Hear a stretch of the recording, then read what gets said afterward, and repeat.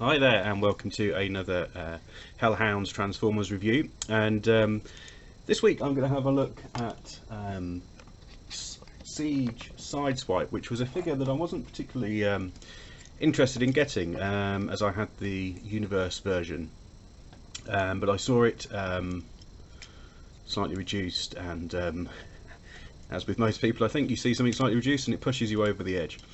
So what do you get in the pack? Well, you get a very squat Sideswipe, and just to give you an example of how squat he is, here is a very dusty Universe Sunstreaker, and as you can see, he's about 2 centimeters taller, and what is interesting is it really shows you how much the quality, in inverted commas, has been increased with Siege, because although Sideswipe is smaller, it seems like a very much more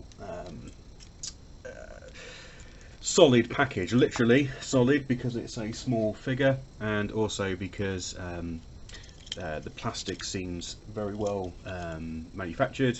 All the joints are very tight, as we'll get into, and yeah, it just seems like a very high quality toy, which, to be fair, Sunstreaker still does, but you know, some of the Combiner Wars figures in particular were a bit flimsy. Right, so let's go back to Sideswipe. So obviously this was a character that first appeared in the original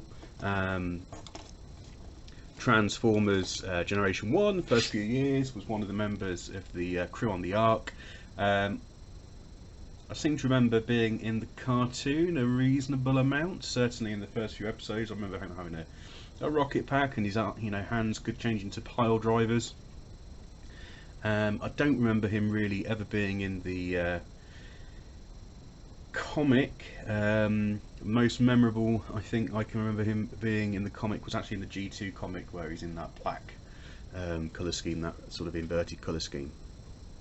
Okay, so let's get on to the accessories for this figure. So he's basically got one pot/2, which is this this blaster, which can be separated to form a smaller pistol, and there's various 5mm ports all on the toy, which will allow you to insert as you wish. And on this black piece there is this sort of rectangular tab, which allows you to position the accessory on the shoulder, either like that, or by adding the red element to invoke the missile launcher that came on the original toy. Now I have to say that it's a bit, I mean, it works quite well, but it would have been nice to have had two proper accessories. I think a proper missile launcher, you know, and by proper I don't mean one that fires necessarily, but one that is its intended function, so it doesn't have all of the 5mm posts hanging off it, and then a separate pistol.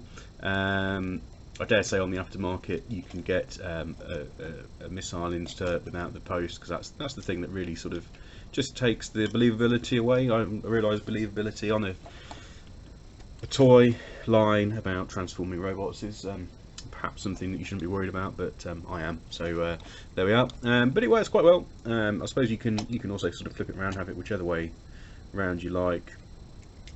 Again, the only problem is there that the posts do start to get in the way of articulation. Let's just remove that and put that to the side. Articulation wise, so the head is on a ball joint, and it also has a bit of back and forward movement, which appears to be from the ball joint. Perhaps it's double, I'm not entirely sure what's going on there. Anyway, quite a lot of motion on the noggin. You can do a full 360 at the shoulder, 180 degrees. Just got Lego figures raining down in this room. Yeah, so you can go out to 180 degrees at the shoulder as well. There's 360 at the bicep, 90-degree bend at the elbow, and because of the transformation, you've got a bit of elbow articulation there, which is pretty good. Waist articulation, which is nice. Really good range of movement for the at the hip, and over 90-degree bend there. And because of the very nifty way of doing the knee, not only do you get 90-degree bend, but you get this nice sort of hidden joint almost, which I think is really nice. And then with Siege, you do get ankle tilt, so you can have him at some horrendous A stance, just like Theresa May or someone. But the I don't know, like as with most of these figures, it's not well hidden, but I suppose that's a small price to pay. So yeah, so he is very poseable, which I think is really good. So let's try and transform him. I think I've transformed him about 2 or 3 times since I bought this figure, so I've not tried to do it before filming, so it could all go horribly wrong, or indeed wrong, much like this voiceover. So he is, as you can see, going to be some sort of Cybertronian car that looks an awful lot like a real car, not unlike a Lamborghini. So if we lift the chest up, that snaps into place, and then that folds over there just to slightly disguise the robot head. Move the arms out of the way, and just pull these flaps, which are going to form the side of the car, out. We're going to spin him round, unclip the thighs, or sorry, the shins, and then we want to push the feet back into that gap. Now, when I bought this figure, these joints here were so tight, there was no way, well, I had to get an implement to sort of push into the gap and draw it out, which was really awkward. Anyway, push those back, clip the legs together, fold it over. Now we push the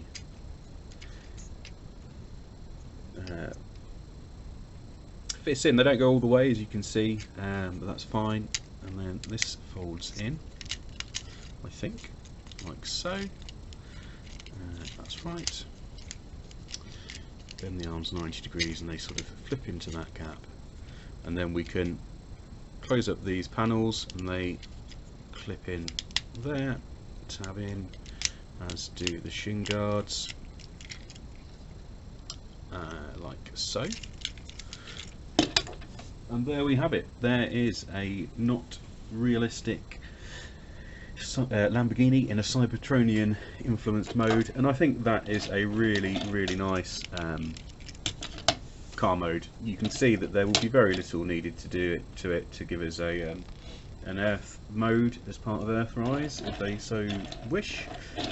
It does wheel a bit, even on this slightly slidey surface. It's not too bad. It does possibly scrape, so I wouldn't be doing it all the time. But yeah, if you are an actual child, you might get some fun with it on the carpet or on the floor. There's only really, I would say, one usable. Well, no, that's not fair. There's 3 ports on the side, which will allow you to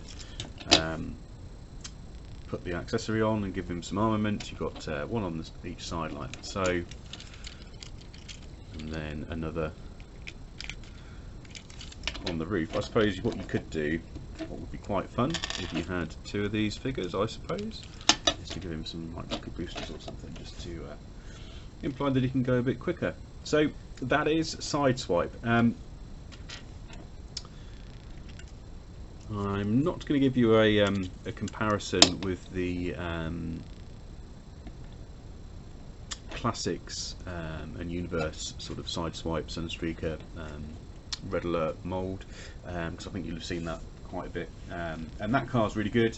I think it still holds up really well, but I think this is just one of those figures that you can just really see the improvement in the design technology. It's simple without being boring to transform. It's quite intuitive, I think, as was the previous classics, Sunstreaker and Sideswipe, to be honest, and it sort of won me over. So having since bought this, I've also ordered a Siege Red Alert to replace my classics Red Alert. I don't think I'm going to go for the the Earthrise Sunstreaker. I really do still like the old classics Lamborghini mould, and I don't know. I've not seen the that wheeljack mould in the flesh. I think it probably looks a bit better as Sunstreaker, in my opinion, but it just doesn't quite do it for me. Whereas this figure always did. I think the aesthetics of the robot mode is really good. I really like it. It just wasn't something that I felt that I needed. There were other figures that I wanted from Siege, and I made sure to to pick those up first. And then this was one that you could, I don't know if it was re-released in a couple of waves maybe, but it was certainly a figure that was fairly easy to pick up, which, to be honest, Siege has been a bit of a pain to get hold of here in the UK. You know, if you've missed the pre-orders from the sort of specialist shops, it's been quite awkward. Certainly, I think this did come from my local Toy Master just after Christmas, which was a bit odd, because I hadn't carried anything before Christmas. So apart from that, you know, nothing in Tesco's or any of the other supermarkets, certainly not around where I am. So yeah, so once you've missed the initial sort of pre-orders, it's been awkward to pick these up. What would I score this? He's probably, do you know, I think I'm actually going to give him a 5. I can't think of anything, certainly there is nothing that I don't like about this figure. As I said, design wise, the transformation's fun, the car mode is fantastic, the robot mode's pretty much perfect. You know, sort of bit of a bruiser, short and squat, sort of warrior figure. I think it looks fantastic. Yeah, there's no complaints. The one downside is the accessory. It does a job. I think that's about all you can say for it. Yeah, a really highly recommended figure, a lot of fun, and really worth picking up. If you see him out there, especially if you can get him for a few quid cheaper than the recommended retail price. And that's it. So I'll speak to you again, and in the meantime, take care.